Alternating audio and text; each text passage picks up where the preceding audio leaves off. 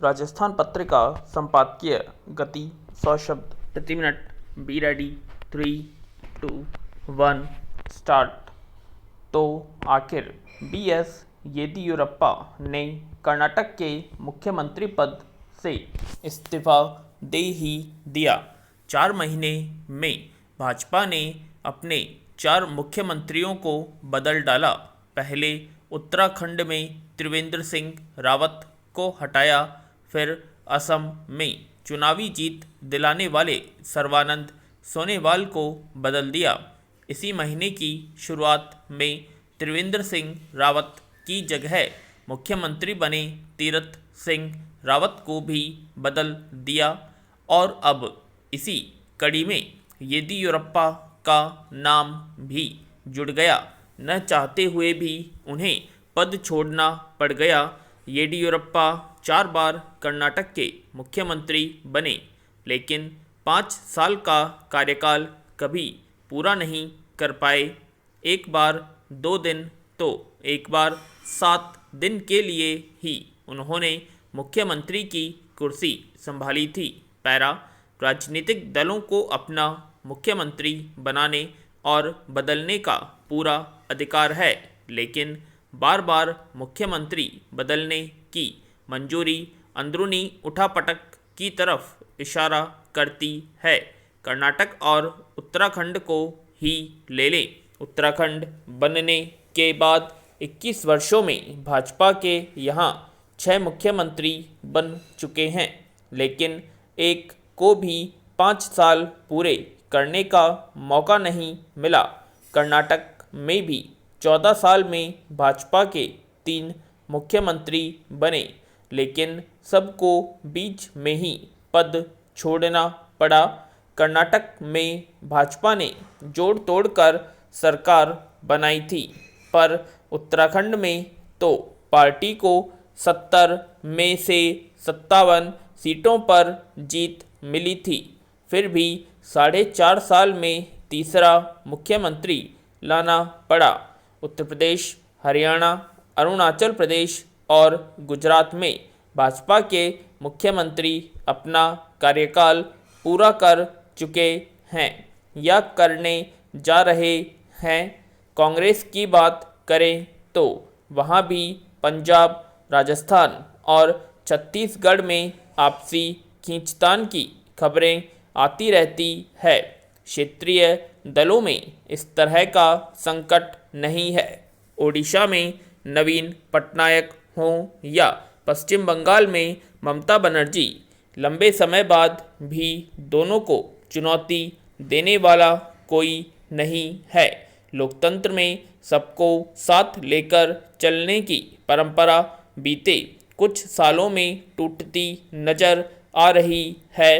खासकर भाजपा और कांग्रेस में एक दूसरे की शिकायतों के सिलसिले के बीच चलने वाली सरकारें जनहित में कुछ नया नहीं कर पाती। मुख्यमंत्री कुर्सी बचाते रह जाते हैं।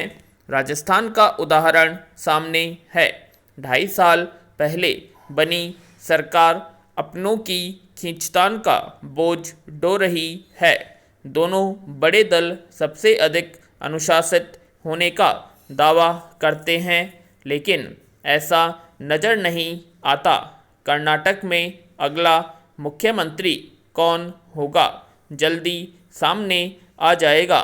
येदियुरप्पा के कद का दूसरा नेता वहां भाजपा के पास नहीं है। जो भी मुख्यमंत्री बनेगा उसे तलवार की धार पर चलना होगा। विपक्ष के मुकाबले अपनों के वार सहने के लिए तैयार रहना होगा। पैरा योग निद्रा आत्मसामर्थ्य के जागरण में सहायक है, किंतु चेतना के सुप्त निष्क्रिय होने पर आलस्य, अकर्मण्यता आदि दुर्गुणों का आधिक्य व सद्प्रवृत्तियों का ह्रास जीवन की हानि है। अतः शास्त्र हमें स्वयं के प्रति सचेत रहने की आज्ञा देते हैं। योग का अर्थ है जुड़ना एकजुट होना यह सार्वभौमिक चेतना के साथ व्यक्तिगत चेतना का संग है। योग स्वास्थ्य और आत्म चिकित्सा के प्रति आपकी प्राकृतिक प्रवृत्ति पर ध्यान केंद्रित करता है। आत्मविश्वास विकसित करने में योग की भूमिका महत्वपूर्ण है। शरीर, मन और आत्मा को नियंत्रित करने में योग सहयोग करता है। शरीर और मन को शांत करने के लिए योग शारीरिक और मानसिक अनुशासन का एक संतुलन बनाता है। यह तनाव और चिंता का प्रबंधन करने में भी सहायक रहता है। योग की सिद्धि अभ्यास से ही संभव है। स्वयं से आत्म साक्षात्कार कराने में सक्षम है।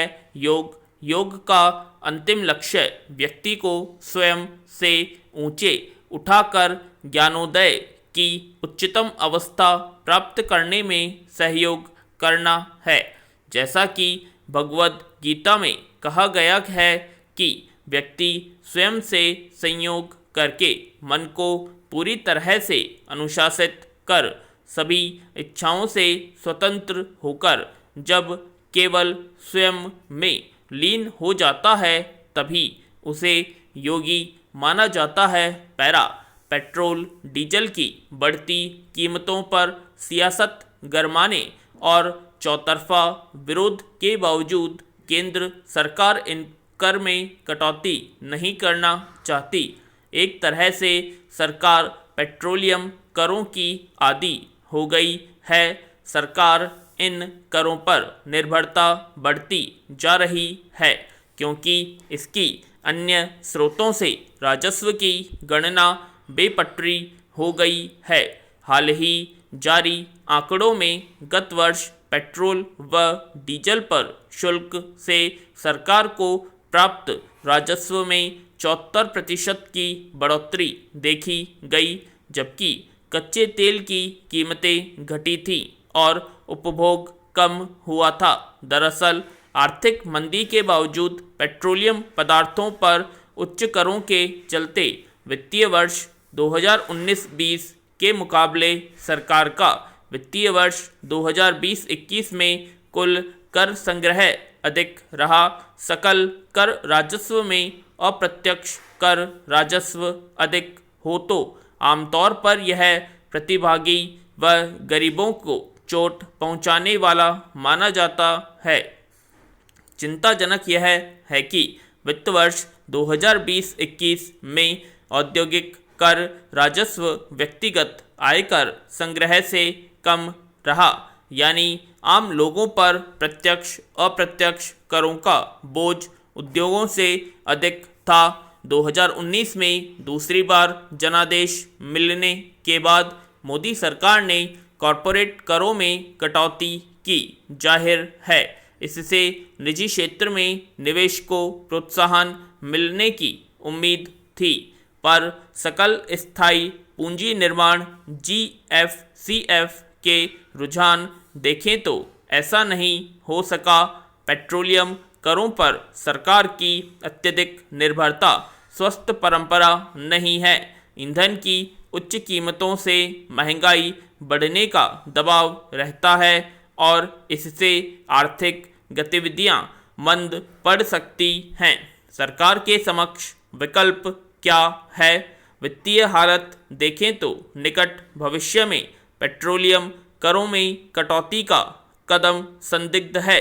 उम्मीद ही की जा सकती है कि अंतर्राष्ट्रीय बाजार में कच्चे तेल की कीमतों में गिरावट आएगी और उसके अनुरूप ईंधन की खुदरा कीमतों में भी गिरावट आएगी, लेकिन यह हो जाएगा ऐसा मानकर बैठ जाना भी बहुत मुश्किल है।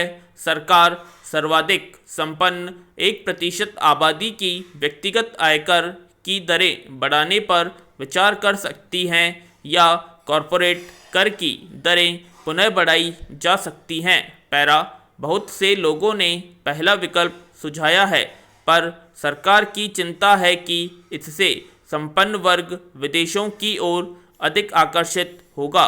सिद्धांततः इस पर न के बराबर ही कॉरपोरेट कर की दरों में कटौती से निवेश भले ही न बढ़ा हो, लेकिन इस वक्त कर बढ़ा दिया गया तो कॉरपोरेट सेक्टर की भावनाएं जरूर आहत होंगी। विराम।